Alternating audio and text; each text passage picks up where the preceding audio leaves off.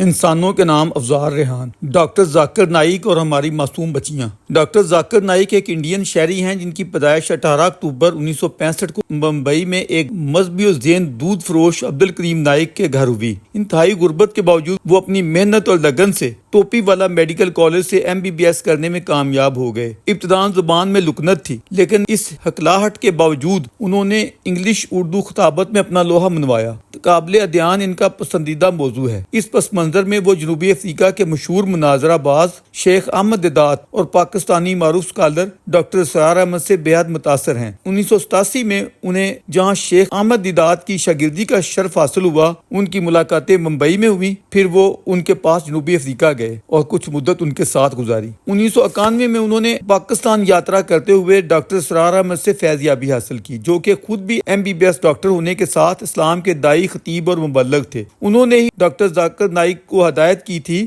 کہ ڈاکٹری اور مبلغی دونوں اکٹھی نہیں چل سکتی۔ درویش کی ڈاکٹر ذاکر نائک سے آگاہی 1991 سے ہی ہے۔ تب نچیز گامدی صاحب کی قربت میں تھا اور بعد ازاں ڈاکٹر اسرار احمد سے بھی ملاقاتیں رہیں۔ ڈاکٹر ذاکر کی شہرت 90 کی دہائی میں پھیلنا شروع ہو گئی تھی، جب انہوں نے قابل ادیان پر لیکچرز شروع کر دیے، جن کی ابتدا ساؤتھ افریقہ میں دیدات کی موجودگی میں ہوئی۔ بعد ازاں انہوں نے اپنا پیس ٹی وی بھی بنا لیا۔ ڈاکٹر ذاکر نائک اپنی کئی خوبیوں کے باوجود کبھی ایک دن کے لیے بھی دیدات کی طرح درویش کے پسندیدہ نہیں رہے۔ وہ انہیں ہمیشہ ایک شعبدہ باز، رٹو اور مولوی ناصر خیال کرتا رہا، کیونکہ فکری طور پر وہ راسخ العقیدگی میں ڈاکٹر اسرار احمد سے بھی 4 ہاتھ آگے تھے۔ اپنے استاد شیخ احمد دیدات جیسے متشدد مناظر دکھائی دیتے۔ درویش کو اچھی طرح یاد ہے کہ جب ان کی بھرپور شہرت کا طوطی انڈیا سے آگے پھیلنا شروع ہوا تو مذہبی شعور سے نابلد لیکن عقیدت میں ڈوبے ہوئے نوجوان احباب اکثر ان کا ریفرنس دیتے ہوئے استفسار کرتے تو درویش کا جو جواب ہوتا وہ بیشتر سننے والوں کی پسند پر پورا نہ اترتا۔ ایک دفعہ تو شامی صاحب نے ناراضگی کا اظہار بھی کیا، شاید آج بھی ہمارے کئی احباب روز اول قائم ہونے والی ان کے نظریات پر میری تنقیدی سوچ کو پسند نہ کریں،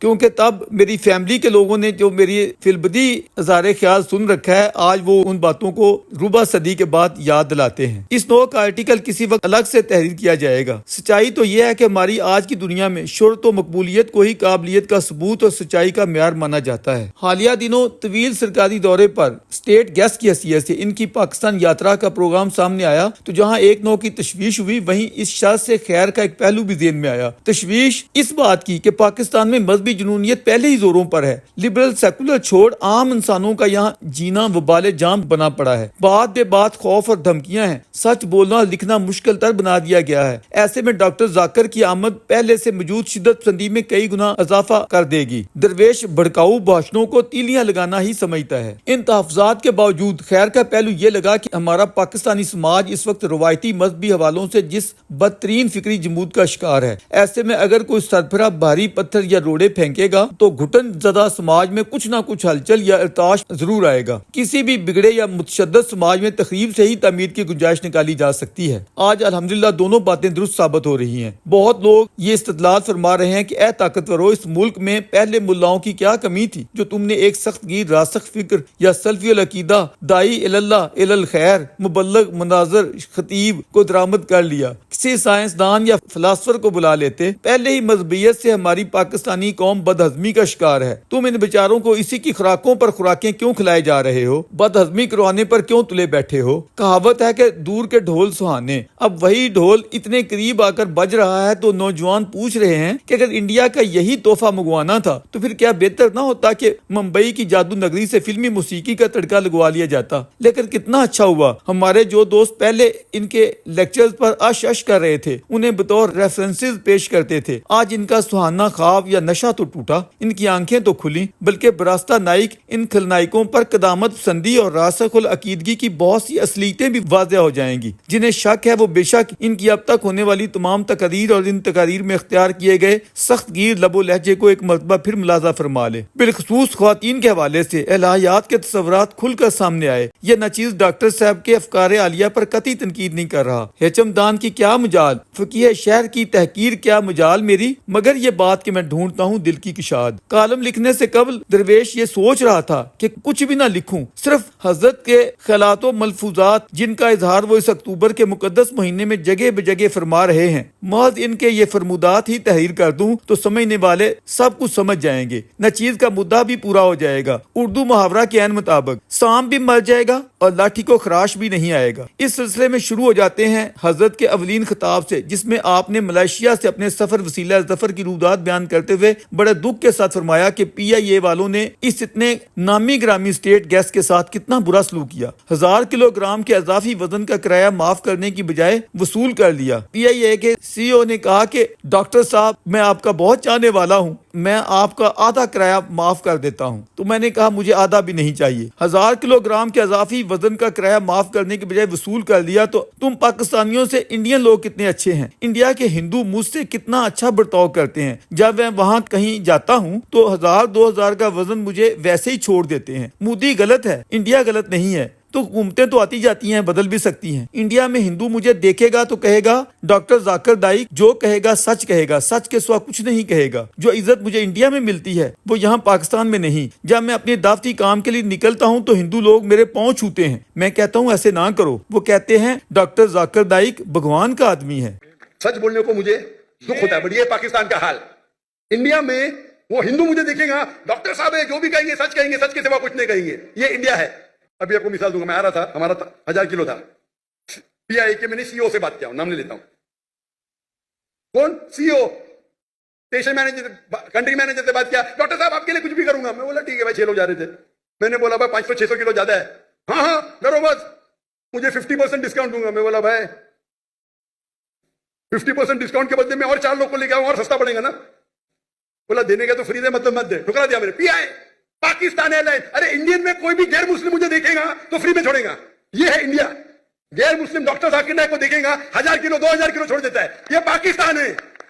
گورنمنٹ کا گیسٹ ہوں میں, میرے ویزا پہ لکھا اسٹیٹ گیسٹ, اور آپ کا سی او پاکستان کا بولتا ہے 50% ڈسکاؤنٹ دے گا. چارج کر رہے 110 رنگٹ 1 کلو کا. مجھے اتنا دکھ ہوا کہ پاکستان میں آ رہا ہوں, doctor Zakir Naik state guest ہے, اور وہ 300 کلو چھوڑ نہیں سکتے. بولتے 50% ڈسکاؤنٹ دیں گے. مجھے نہیں چاہیے تیرا ڈسکاؤنٹ. میں نے 6 لوگ اور لے کے میرا سامان لے گیا. سچ بولنے کو مجھے دکھ ہوتا ہے, بٹ یہ پاکستان کا حال. انڈیا میں وہ ہندو مجھے دیکھیں گا ڈاکٹر صاحب ہے جو بھی کہیں گے سچ کہیں گے, سچ کے سوا کچھ نہیں کہیں گے. یہ انڈیا ہے. آج کے تاریخ میں بھی مودی غلط ہے, انڈین نہیں. انڈیا غلط نہیں ہے, مودی غلط ہے. مودی آج کل نہیں رہے گا. جو عزت مجھے انڈیا میں ملتی ہے پاکستان کے لوگ چاہتے, مجھے یہ کہتا ہوں میں, چاہتے پاکستان کے لوگ مجھے. جب ہم دعوت کرتے ہیں نا انڈیا میں, ہندو لوگ میرے پاؤں چھوتے. میں بولے غلط ہے, حرام ہے. بولتے ڈاکٹر ذاکر نائک کی بیگ نہیں کھولیں گے ہم. اتنے جگہ میں انڈیا سے گھوما, 50 لوگ کو لے کے گیا, کبھی اوورٹ دیا نہیں میں نے. ہندو لوگ بولتے بھائی یہ تو بھائی بھگوان کا آدمی ہے. ڈاکٹر ذاکر نائک یہی چیز تو ہم لبرل لوگ آپ کو سمجھاتے ہیں کہ ہندوؤں کا دل اور سینہ صدیوں سے اتنا کشادہ اور وسیع رہا ہے کہ ہم مسلمانوں کو انہیں سکھانے کی بجائے ان سے سیکھنا چاہیے. ہم لوگ آج 21ویں صدی کے انسانوں کو کیا سکھلا رہے ہیں؟ یہ کہ تم سب جھوٹے باطل کافر اور بے دین لوگ ہو, تم سب دوزخی اور جہنمی لوگ ہو. دنیا میں صرف ہم دیندار ہیں, صرف ہم مسلمان بہشتی یا جنتی مخلوق ہیں. امریکہ میں رہنے سے پاکستان میں رہنا زیادہ بہتر ہے, کیونکہ یہاں سے جنت کا راستہ زیادہ آسان اور نزدیک ہے. کہ جو آپ نے بات کی ہے نا کہ اگر کوئی مسلمان امریکہ میں رہے گا تو اس کے جنت میں چانسز کم ہے, اور جو پاکستان میں رہے گا اس کے زیادہ ہے. یہ بات مجھے سمجھ میں نہیں آئے, کیونکہ اگر کوئی مسلمان پاکستانی مسلمان امریکہ میں اپنی لائف گزارتا ہے تو وہاں پہ اگر وہ زیادہ سے زیادہ گناہ کرے گا تو یا تو مطلب زنا کرے گا یا شراب پیے گا. باقی نہ وہ کسی کو دھوکہ دے سکتا ہے, نہ کسی کا مرڈر کر سکتا ہے, اور نہ ہی جو ہے نا رشوت حسد وغیرہ مطلب کچھ بھی نہیں کر سکتا. لیکن اگر آپ پاکستانی مسلمانوں کو دیکھو گے. صاحب آپ امریکہ گئے؟ نہیں, میں گیا ہوں. اتنے بار گیا کہ مجھے کینسل کر دیا میرا ویزا.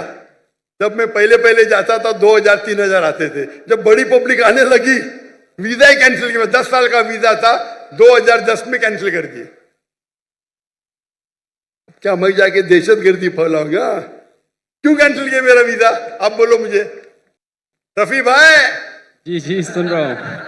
क्या मैं आगे फरमाते हैं, आज जो कुछ गजा में हो रहा है ये किसी और का नहीं, अल्लाह का प्लान है। वो चाहे तो सुबह तक इसराइल नहीं रहेगा। बहुत खूब डॉक्टर जाकिर नाइक। इस तरह हमारे लोग जो उठते बैठते अमेरिका पर गुस्सा निकालते रहते हैं, अब हम उन्हें ये कह सकते हैं कि ये गुस्सा थूक दो या फिर इस पर करो जिसका ये प्लान है। नहीं कर सकते तो सब कुछ इत्मीनान के साथ सहो। जब आपने ये फतवा जारी फरमा दिया है कि यूट्यूब की आमदन हराम है, तो फिर अपने सारे चाहने वाले इस्लामी भाइयों से कहो कि इस हराम खोरी को छोड़ दें, इससे बाज आ जाएं। दीगर बातें तो खैर होती रहेंगी। किबला जाकिर नाइक ने हमारी निस्फ इंसानी आबादी यानी ख्वातीन के साथ जो हकारत अमेज रवैया पहले दिन से अपनाया हुआ है, इसके खिलाफ हमारे बाशऊर मीडिया को हर सतह पर जरूर आवाज उठानी चाहिए। दरीदा देहनी और जिसारत की अखीर है कि दीन इस्लाम का इतना बड़ा दाई और मुबल्लिग भरे जलसों में ये कहता सुनाई दे रहा है कि जिन औरतों को कुंवारे मर्द नहीं मिलते वो शादीशुदा मर्दों की दूसरी और तीसरी बीवियां बन जाएं। जो औरत ऐसे नहीं करेगी वो बाजारी औरत बन जाएगी, जिसका मुतबादल लफ्ज है पब्लिक प्रॉपर्टी, और इससे अच्छा लफ्ज मेरे पास नहीं है। वो शादी करने के लिए मर्द नहीं मिलेंगे तो क्या ऑप्शन है उनके लिए? दो ऑप्शन है। चाहे पहला ऑप्शन है कि वो ऐसे मर्द से शादी करे जिसकी बीवी ऑलरेडी है, या वो बाजारी औरत बन जाए। बाजारी औरत, इतना सख्त लफ्ज। मैं इंग्लिश में बोलता हूं पब्लिक प्रॉपर्टी, लोग एतराज लेते। मैं कहता हूं इससे अच्छा लफ्ज मेरे पास है नहीं। अस्तगफिरुल्लाह। जो कुछ इस हजरत ने स्वीट होम की यतीम बच्चियों के मुतल्लिक किया और कहा, कोई भी हसास इंसान इस पर दुख और कर्ब महसूस किए बगैर नहीं रह सकता। दरवेश खुद इससे बहुत हर्ट हुआ है। जी चाह रहा है कि वो सारे अल्फाज इनकी जुबान में यहाँ सुनाऊं और बताऊं। शील्ड देते हुए छूने का गंदा कंसेप्ट क्या दीनी अलूम मदारस में पढ़ने वालों को जेब देता है? शायद इन्हीं को जेब देता है। और फिर ये कि वो लेडी एंकर मेरे ऊपर आ रही थी, मैं पीछे हट रहा था, और फिर जो सलूक इस पख्तून बच्ची के साथ कराची में किया गया, जो अपने खोखले इस्लामी समाज की सबसे बड़ी सच्चाई और मुनाफिकत बयान कर रही थी, आप शाबाश देने की बजाय उसे कह रहे थे मेरी बहन माफी मांगो। हमारे इलाके में तमाम लोग बहुत रिलीजियस और यानी उनका सोशल कंडक्ट जो है वो भी रिलीजियस बेस पे है। बट सर मेरा क्वेश्चन यहाँ पे ये है कि आपके विस्डम के मद्देनजर, यानी अकॉर्डिंग टू यूर विस्डम, क्या रीज़न हो सकती है कि सर वहाँ पे drug addiction, adultery, paedophiles and different जैसे सूद और इस तरह के बुराइयां जड़ पा चुकी हैं? क्या आपके माशरे में माशाअल्लाह बहुत इस्लामी के इज्तिमा होता है, लेकिन वहाँ पीडोफाइल, अगर मैं सही सुना हूँ, बहुत कॉमन है। Exactly sir. और आपने कहा कि जिना भी कॉमन है। आप कहते मेरा माशरा इस्लामिक है, फिर बोलते पीडोफाइल है। सर ये कह रही हूँ कि वही पीडोफाइल सुनिए भाई बहन, आपने सवाल पूछा, अब जरा आप खामोश रहेंगी। आपने सवाल खत्म हो गया ना? मेरा जवाब सुनना चाहती क्या नहीं आप? जी सर। आप सुनना चाहती क्या नहीं? जी सर। तो आपका सवाल खत्म। सर अभी मेरा जवाब सुनिए। आपने जो सवाल किया मेरे हिसाब से कॉन्ट्रडिक्शन है। आपने कहा मेरा माशरा बहुत इस्लामिक है और मेरे माशरे में पीडोफाइल है, दोनों में टकरार है। कोई भी इस्लामिक माहौल में पीडोफाइल हो ही नहीं सकता। इधर आपका पहला पार्ट गलत है या दूसरा पार्ट, ये मुमकिन ही नहीं है। बहुत इस्लामिक को चोरी कर रहा है, मुमकिन ही नहीं है। आपको मानना पड़ेगा आपके सवाल में खता है, पहले बार या दूसरे बार, हाँ क्या नहीं? सिंपल। मेरा माशरा बहुत इस्लामिक है, पीडोफाइल है। पीडोफाइल मतलब बच्चों के साथ जिना करना। या पहले बार गलत है, दूसरे बार, दोनों बार तो सही। इसीलिए आपके सवाल में तकरार है। अगर ये आप अल्लाह के दरबार में सवाल करेंगे आप तो फंस जाएंगे मेरे बहन। आपको माफी मांगना चाहिए कि आपका सवाल गलत है। सर मेरा यही सवाल है कि वहां पे यही रिलीजियस लोग बहन जी, आपको पहला कबूल करने पड़ेगा मेरा सवाल। अगर आप कबूल नहीं करेंगे तो मेरा जवाब खत्म। ओ भाई किस बात की माफी? ये कि तुमने सोसाइटी में रियाकारी पर सवाल क्यों उठाया? छोटी बच्चियों को बहन कहते हुए किसी भी बुजुर्ग को थोड़ी सी शर्म आनी चाहिए। आप लोग उन्हें अपनी बेटियां क्यों नहीं कहते? इससे बड़ी उम्र की तो आपकी अपनी औलादें हैं, आपकी अपनी बेटे बेटियां हैं। इंसान को अपनी सफेद दाढ़ी का ही कुछ ख्याल करना चाहिए। और फिर कोई भी इंसान जब किसी को अपनी बहन या बेटी कहता है तो ये महज कहना नहीं होता। अगर वो इंसान का बच्चा है तो जिसको बहन बेटी कह रहा है फिर उम्र भर वो उसे इसी नजर से देखेगा। मुंह बोली माँ हो सकती है, जैसे جیسے کہ ہمارے سارے دینی طبقات نے شور ڈالا ہوتا ہے، تو بہن یا بیٹی کیوں نہیں ہو سکتی یا بیٹا کیوں نہیں ہو سکتا؟ البتہ اگر کسی کے دین میں خرابی ہو تو پھر سگے رشتوں کا بھی کوئی احترام نہیں رہتا۔ ڈاکٹر صاحب ان ایشوز پر اس نچیز کی آپ کے استاد ڈاکٹر سرار احمد کے ساتھ بھی خوب بحثیں ہو چکی ہیں۔ براہ کرم آپ ان تنگناؤں سے نکلیں۔ دنیا کے کتنے ممالک میں اسی شدت پسندی کی وجہ سے آپ پر پابندیاں لگ چکی ہیں۔ اس حد تک نہ جائیں کہ یہاں بلانے والے بھی پچھتائیں اور آئندہ ایسی جسارت سے توبہ فرمائیں۔